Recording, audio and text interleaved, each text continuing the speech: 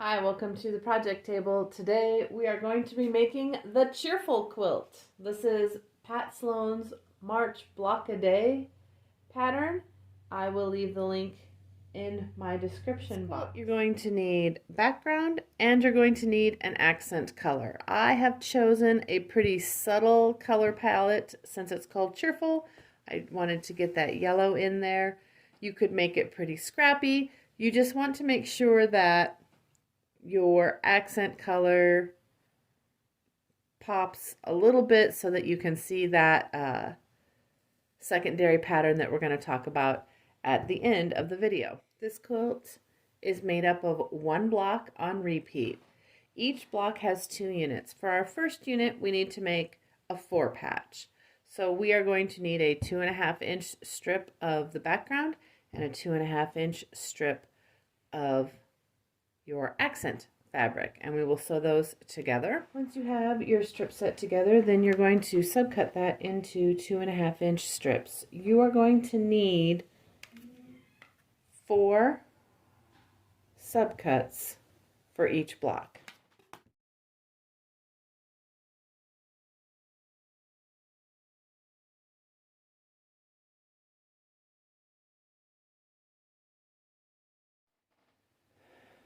Once you have your subcuts, then you are just going to turn those to opposite sides and you will put together your 4 patch. Once you have your 4 patch completed, you are ready for your second unit in the block, which is just a 4.5-inch square of the background material.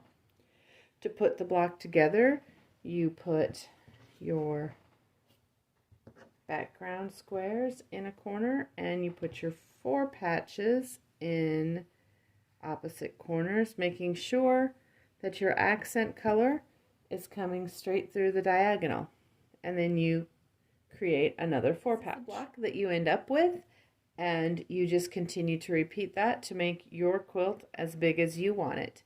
Each block should finish at 8 inches.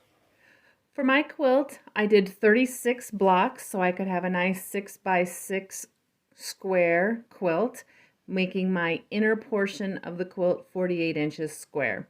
The first layout I'm showing you is all of the diagonals going in the same direction. This second layout is the layout that Pat Sloan actually has on her pattern, and it gives the Irish chain effect. This last layout gives a trip around the world effect to the quilt. And if you stay till the very end of the video, you will get to see which one I chose for my final quilt. This next step is not part of the pattern, but if you're like me and you want to frame out your quilt, you will need some borders. Each block finishes at 8 inches. So since I decided to do a 6x6 square, my quilt is going to be 48 inches on all 4 sides.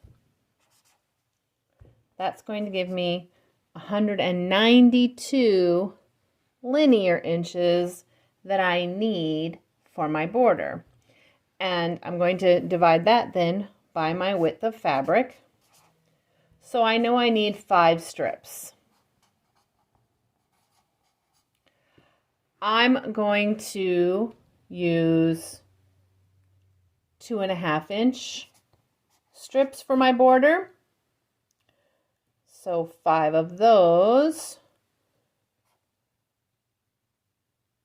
is going to be, I need 12.5 inches of fabric. And I know that I have 14 inches of this. It's kind of like a dot. It's not, round dots, but I will cut these into 2.5-inch strips.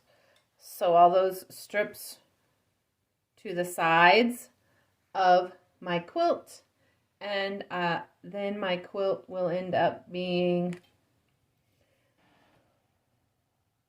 52 inches square, because I'll get 2 inches on each side finished to the 48.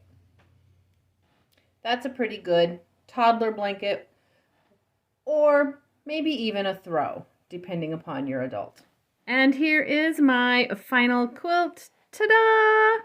I chose to do that trip around the world layout. Thank you so much for joining me today. I hope you'll come back again and we will do another project together.